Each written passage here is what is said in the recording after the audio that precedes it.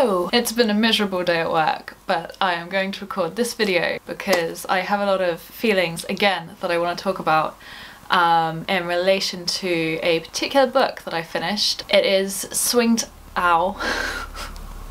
It is Swing Time by Zadie Smith. I read this book and I have some thoughts. Very many thoughts. Swing Time is about a girl who grows up in London and makes friends with another girl called Tracey, and they have very different backgrounds but not so different.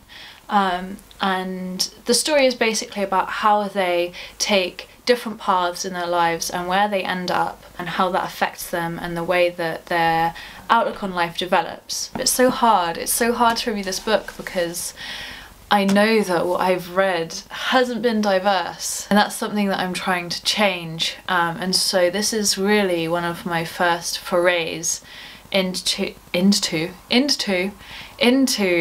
a lot more diverse literature. I think this was a really good place for me to start, actually, because the language was accessible, the characters were really well laid out, I thought, and there's quite a lot of female friendships and female relationships that really interest me because that topic interests me. Basically, I wanted to start by talking about the family relationships.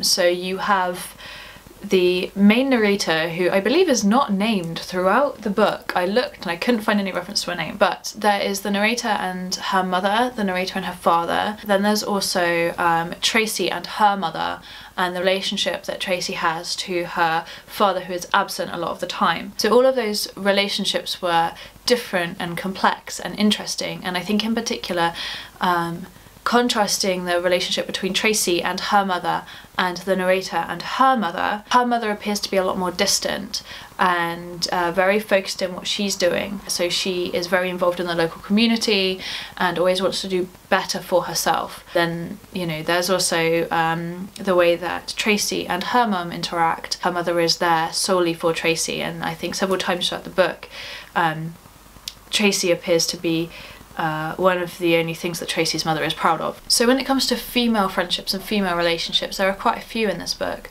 and they are the focus of the narrative and the story.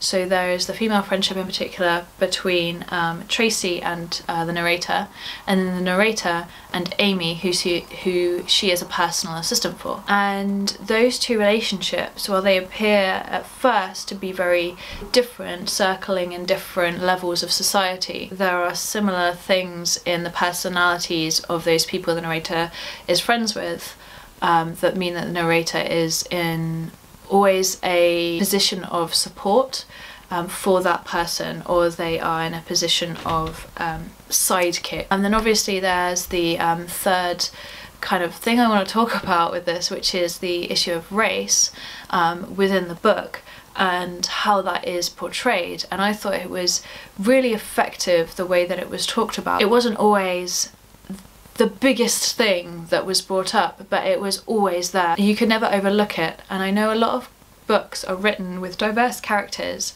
that it makes it very easy to overlook their race, and this book doesn't. It makes it very natural within the writing. The issues about race are still pointed out very effectively, like the way that the characters are treated at school. And then there's this really interesting relationship where the narrator goes over to Africa, and the difference between having been a black person in London and then going to be a black person in Africa, and how those things identify with each other. And it seems very obvious to say that these things are different, but the book makes a very good point of saying, you know, well, this person was born in London and they have a very different understanding of their culture. I think that was a really interesting relationship in the book as well, with how those are all navigated by the narrator and also by the people who surround her.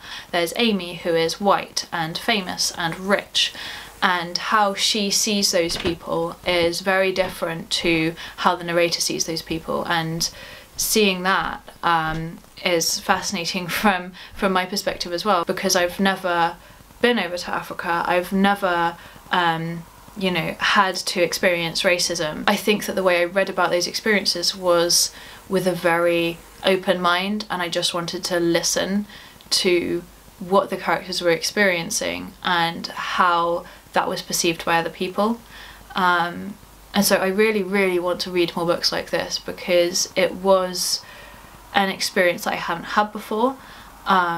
It was quite eye-opening in a way, and I feel like I really learned something from this book. I like to think I have quite an open mind. I like to think that I listen. I like to think that I'm a very progressive person, and in actual fact I always have more to learn. So I just want to make sure that I keep learning. As usual, if any of you have read this book or know of any books similar to it, please have a discussion with me in the comments. Leave any recommendations down there as well. I'd love to see what you guys come up with. And until the next video, bye!